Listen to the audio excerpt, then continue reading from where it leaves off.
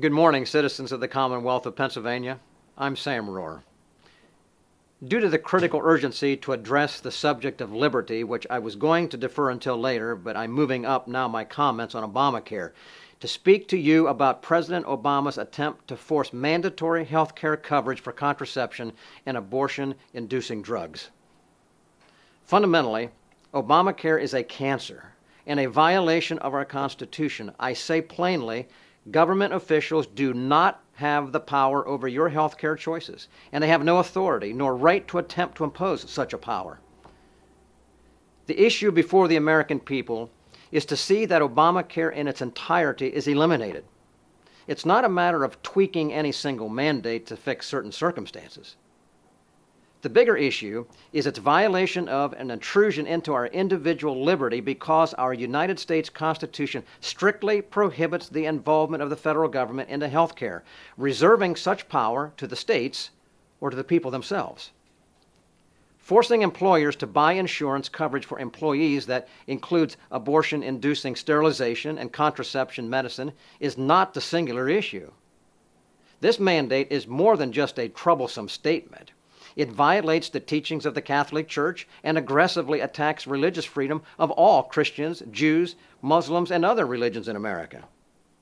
The directive blatantly disregards the constitutionally guaranteed freedom of religion and defies the very spirit of our Constitution that we, as a people, hold so dear. But remember that fundamentally, the manifest threat to freedom and liberty in the Obamacare bill is the single greatest underlying concern.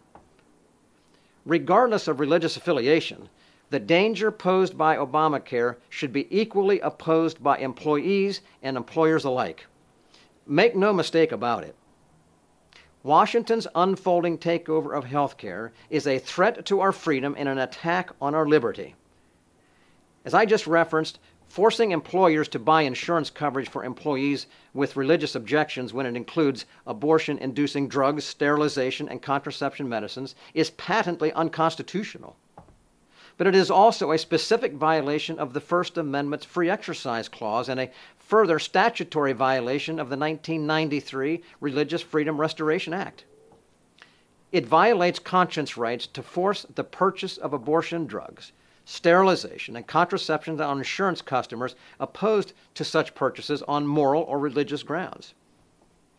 This effort to mandate an unconstitutional action is a grave danger to our representative republic. Leadership changes are desperately needed in the United States Senate to fundamentally redirect the course of our nation back to its constitutional foundations and limitations. Let me remind you that it was only last month when the Obama administration, without consulting Congress or the court, announced it would force religious employers to cover the cost of contraception and abortion-inducing drugs in employees' health care coverage. This action, to me, demonstrates the extent to which the thirst for power and control by the Obama administration and their enablers in the Congress will go when such utter contempt for people of faith and the sacredness of life is so clear. We should be alarmed at the trend of orders like this coming out of Washington. At what point will they mandate new powers for another anti-religious freedom mandate? Will the Health and Human Services Agency of the government mandate payment for euthanasia or deny expensive procedures for the elderly? Beware, this one federal agency has control over 1/6 of our U.S. economy.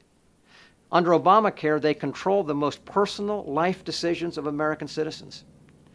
There is no question that the Democrat Party and this president, now in power, will use any means that it can, including the issuance of unlawful orders to inflict its immoral and unethical agenda on every American, regardless of faith. And I'm here to let you know that my presence in the United States Senate will be dedicated to championing the opposition to any calculated or contrived distractions on Obamacare issues that are used as a trap or a diversion away from the central issue of lost liberty. And two, using my position and my votes to pursue the repeal of every provision of this poisonous law. I am constitutionally conservative, unequivocally pro-life, and have an unswerving conviction about doing all that I can do to restore to you your God-given rights and to uncompromisingly oppose any further erosion of our freedoms. To do this, though, I need your vote. I'm Sam Rohr, candidate for the United States Senate from the Commonwealth of Pennsylvania.